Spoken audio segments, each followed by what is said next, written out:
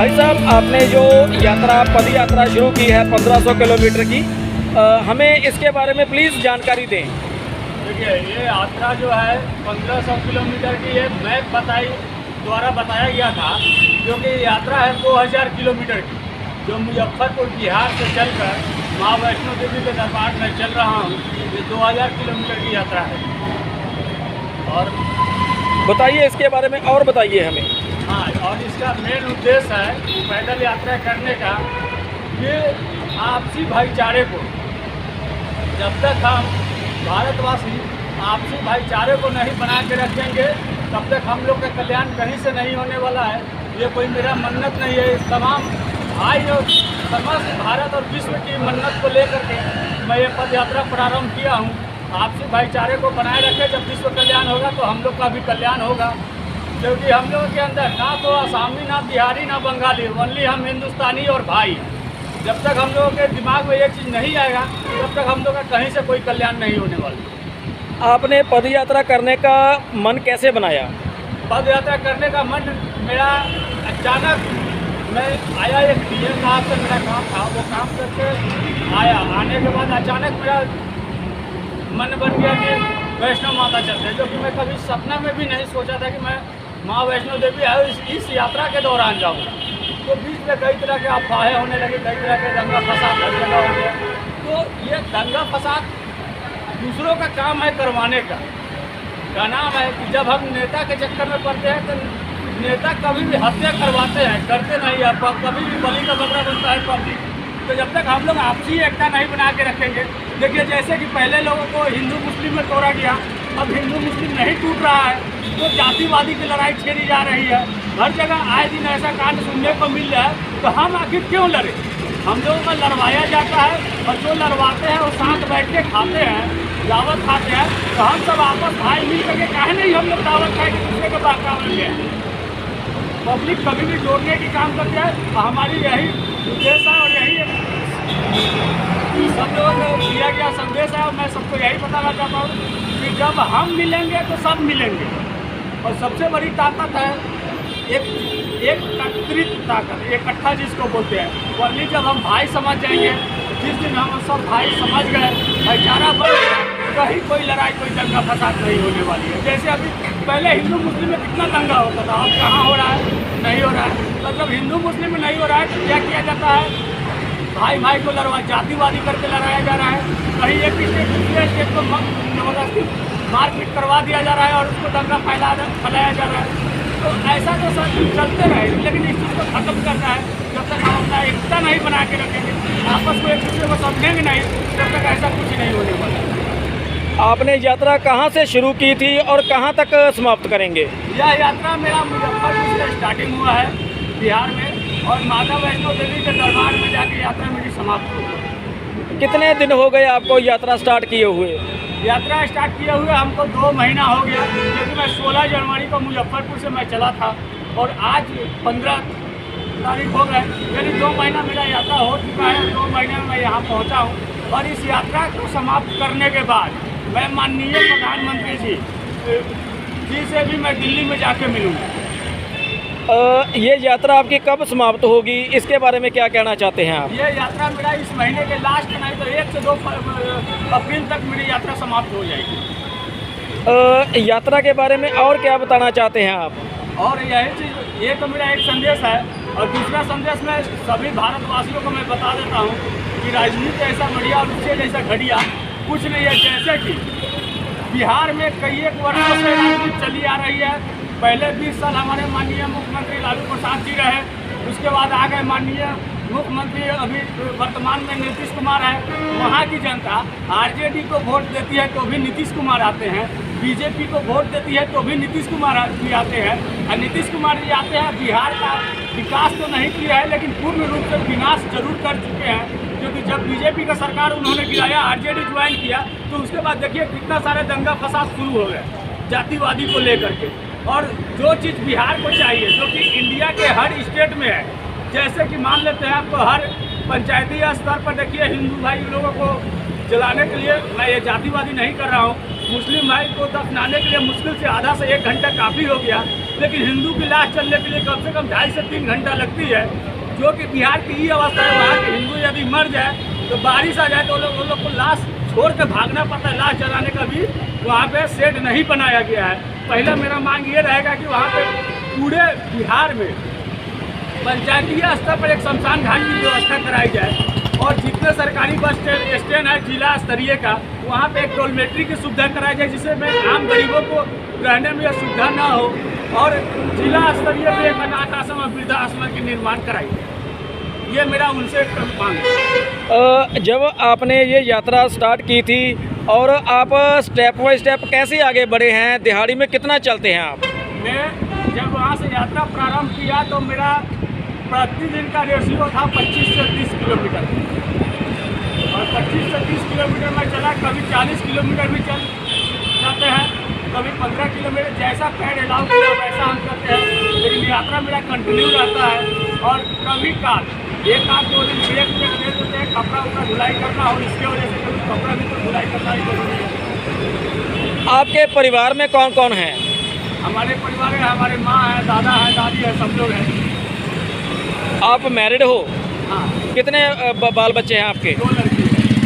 तो आपको परिवार वाले क्या कहते हैं, रोकते हैं ऐसे यात्रा पद यात्रा करने से? नहीं, देखिए, पद यात्रा करने से कोई किसी को, जहाँ यदि सबसे बड़ी बात है, एक बात जान लीजिए, सबसे बड़ा धर्म है, पूरे भारत नहीं पूरा विश्व की बात बता रहा हूँ, उसमें सबसे बड़ा धर्म होता है, एक ही धर्म है जिसको लोग बोलते हैं। कोई बोलता है सनातन धर्म, कोई बोलता है कोई धर्म। हम ये सब धर्म नहीं मानते हैं, हम एक ही धर्म मानते हैं। सबसे बड़ा धर्म है इंसानियत का धर्म। जिसके पास इंसानियत है वो हर धर्म में मिल जाएगा, और जिसके पास नहीं है वो किसी धर्म के लायक नहीं। आपने तिरंगा झंडा क्यों लिया है? तिरंगा इसलिए लिया है क्योंकि तिरंगा में जो 3 कलर है, और 3 कलर और 4 धर्म को मिलाकर तिरंगा बना है। क्योंकि एक कलर जो है जो दो आदमी यूज करते हैं, 2 धर्म यूज करती है। जैसे कि हो गया आपका क्या बोल रहा था, पंजाबी और हिंदू, जो गेरुआ कलर का, जो केसरी कलर का जो यूज करते हैं, और नीला कलर का जो है क्रिश्चियन यूज करते हैं, हरा कलर का मुस्लिम भाई यूज करते हैं। यानी धर्म 4 है, चारों धर्म मिला के 3 बना है तिरंगा।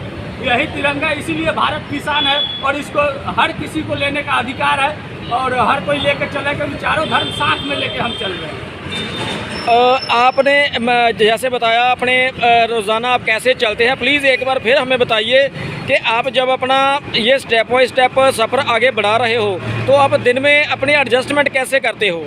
दिन में एडजस्टमेंट जैसे कि मैं तो ये पैसा तो रहता ही है, प्लस खर्चा की रही बात, तो कहना है कि जब माँ के रास्ते पर निकलिए, जब इतने भाईचारे बने हैं, तो भी खर्चा की क्या सोचना है, क्योंकि तमाम भाई और पूरे जहाँ तक हम आज चल रहे हैं, तो भाई लोग भी सहयोग कर रहे हैं, सपोर्ट कर रहे हैं। अपना इच्छा जो होता है वो लोग अपने इच्छा अनुसार सपोर्ट करते हैं।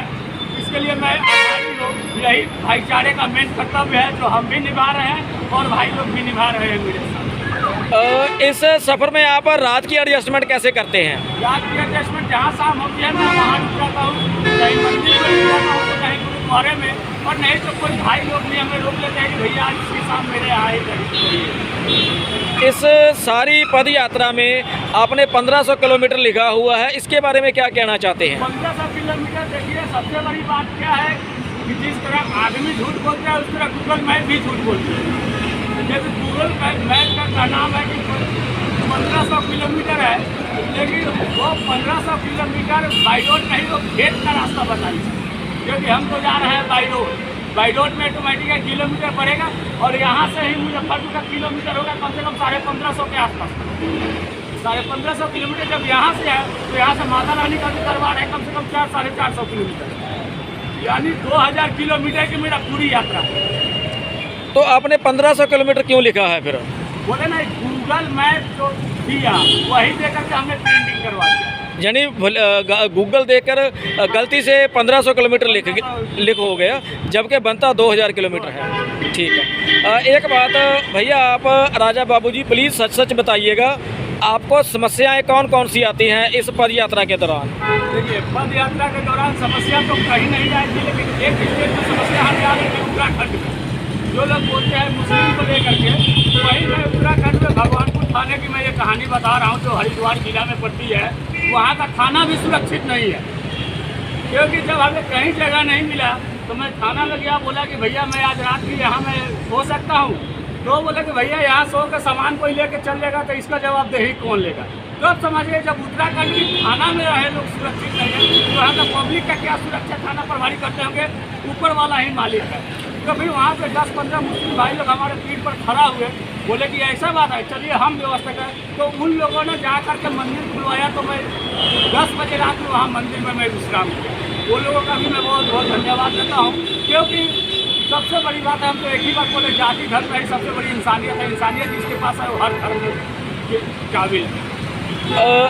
अगर हम हिंदुस्तान की बात करते हैं तो हिंदुस्तान के लोग जो आपको देखते हैं पैदल यात्रा करते हुए, तो इस पद यात्रा के बारे में हिंदुस्तान के लोग क्या कहते हैं, क्या विचार रखते हैं, क्या माइंड सेटअप रखते हैं? लोगों का जो भी विचार है बहुत अच्छा विचार है, क्योंकि मैं एक डायरी रखा हूँ और जहाँ भी रुकता हूँ जिन लोगों के साथ उन लोगों का मैं डायरी में मैं मेंटेन किया हूँ। सब लोग का एक ही रहे कि नहीं भैया आप बहुत बढ़िया काम कर रहे हैं, ऐसा एकता बना के रखनी चाहिए। आप जैसा सोच हर किसी को मिले तब जाके हम लोग का लड़ाई और प्रश्न खत्म हो। और क्या कहते हैं हिंदुस्तान के लोग आपको देखकर? बहुत सारे लोग तो मजाक भी करते होंगे, कुछ लोग तो मजाक भी करते होंगे। नहीं, अभी तक हमारे साथ कोई मजाक नहीं किया है, बल्कि हर कोई समर्थन किया है, सपोर्ट किया है और इतना उम्मीद है कि आगे भी करेगा। कुछ लोग तो ऐसे भी कहते होंगे कि यार ऐसे क्या हो जाएगा पैदल यात्रा करने से, ये तो पागलपन होता है, ऐसे कुछ लोग तो मन में सोचते होंगे। अब देखिए मन में कौन क्या सोचता है, मन में तो कोई भगवान को भी गाली दे देता है और कोई अल्लाह को भी गाली दे दे या कोई रहीम को भी गाली दे दे। तो मन की बात तो मैं बता दूँ, जब मन ही विचलित है, मन तो कभी स्थिर रहती नहीं है। अब मन किसका क्या कहे, उससे क्या मतलब, अपना क्या कर रहा है, जिसको 100 लोग सपोर्ट करेगा वही कभी भी भारी पड़ेगा।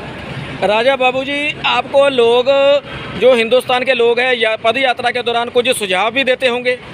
हाँ, सुझाव देते हैं। एक भाईजान मिले थे हमको, वो बोले कि भैया आप जा रहे हो वैष्णो देवी, हम यहाँ जा रहे हैं, यदि रास्ते में मर जाओ तो हम बोले मर जाएंगे तो क्या हो जाएगा, तिरंगा साथ में है, तिरंगा में तो लपेट के आएंगे ना। सबसे बड़ी सौभाग्य की बात है कि तिरंगा और देवी माँ का झंडा दोनों साथ है। तो ऐसा कोई कहने का मतलब नहीं है, वैसे तो जगाने के लिए आदमी बहुत कुछ करते हैं, लेकिन उस चीज़ पे ध्यान हम नहीं देते। नहीं, देखो बात में दम तो है, जिन्हें आपको कहा है ये ऐसे। अगर आपका परिवार के मन में भी ऐसी बातें आती होंगी कि हमारा पालन पोषण कैसे होगा, आप तो पद यात्रा कर रहे हो। क्योंकि देखिए, मैं जब पद यात्रा में प्रारंभ किया तो मेरा खुद का अपना मार्केट लगता है और मार्केट द्वारा ही मेरा सारा घर का खर्चा चलता है। और मैं शुरू से समाज सेवी हूँ, समाज सेवी था और रहूँगा, क्योंकि अभी तक मैं 41 बोतल खून दे करके और भाई लोगों को जान में बचा चुका हूँ। यदि मैं ये सोच लेता तो अभी तक मैं इतना लोगों को जान नहीं बचा पाता, जिसके ऊपर इतना लोगों की दुआ हो, तो फिर क्या कहना है। जब सबसे बड़ी बात है जनता की दुआ और ऊपर वाले का दया जिसके पास हो ना, वो कहीं ना झुकेगा ना कभी झुका। वैसे आपको परिवार वाले क्या सुझाव देते हैं? परिवार वाले कहते हैं नहीं, जो भी करते हैं आप अच्छा करें। एक बात आपसे जानना चाहते हैं, आपने ये यात्रा पैदल यात्रा ही करना क्यों बेहतर समझा, किसी गाड़ी पर क्यों नहीं जाना बेहतर समझा? पैदल यात्रा करने का भाईचारे का बताया। और दूसरा कि क्या नाम है कि जो कोयला का खदान में जाके हीरा खोजते हैं, तो हम ये भारत में इंसानियत खोज रहे हैं, कितना % बचा हुआ, और यही इंसानियत ही हीरा हम खोजते हुए जा रहे हैं। गाड़ी से जाना कोई बड़ी चीज़ नहीं है, गाड़ी से तो हर कोई जाते हैं, लेकिन इस ये हुआ धरातल स्थल से काम करना, यानी नीचा से, यानी हम एक कदम चल रहे हैं तो एक कदम जो लोगों से हमें मुलाकात हो रही है, कहाँ पे क्या है नहीं है। वैसे आपका कारोबार क्या है जी? मैं मुजफ्फरपुर का YSS युवा संघर्ष शक्ति का मैं जिला अध्यक्ष हूँ। इसका राष्ट्रीय संयोजक है अनाय राज, और ये हम लोग संगठन से चलाते हैं जो भारत सरकार द्वारा मान्यता प्राप्त है, और हर असहाय और गरीबों का हम लोग वहाँ मदद करते हैं। अभी आपके नेक्स्ट आने वाले स्टेप क्या होंगे जी यात्रा के, पद यात्रा के? पद यात्रा का जब मेरा ये स्टेप जब ये मेरा खत्म होगा, मैं यहाँ जाकर तब मैं मोदी जी से जाकर मिलूँगा और माननीय प्रधानमंत्री जी को भी जाकर के वही सुझाव दूँ, उसी चीज़ का मांग करूँगा जो बिहार में नहीं है, हर जगह है। क्योंकि बिहार के नेता को आपसी जातिवादी लड़ाई, गोली खिलाना और फंसाने के सिवा दूसरा कोई उनको सुझाव दिखता ही नहीं है। ये नहीं देखता है कि हिंदू मरेगा तो कहाँ जलेगा। उन लोगों का जब ये बिहार की दुर्भाग्य की बात है, बिहार की दुर्भाग्य की बात है कि वहाँ का हिंदुओं को जलने का एक स्थान नहीं, तो 3 फीट का जगह नहीं स्थापित कर सकते हो। क्या बात करेंगे और नेता क्या बात करेंगे कि हम क्या कर सकते हैं। आपकी कितनी उम्र है जी? मेरी उम्र है वही 35 साल। राजा बाबूजी, आपने पहले भी कभी पद यात्रा की है ऐसे? नहीं, ऐसे मैं जीवन का मेरा पहला यात्रा है और मैं फर्स्ट बार निकला हूँ और यही उद्देश्य आया दिमाग में, इसलिए मैं चल दिया। और मेरा कॉन्टैक्ट नंबर है 75 95 84 94 32। यदि कोई भाई भी हमसे कॉन्टैक्ट कर सकते हैं तो मेरा कॉन्टैक्ट नंबर है 75 95 84 94 32।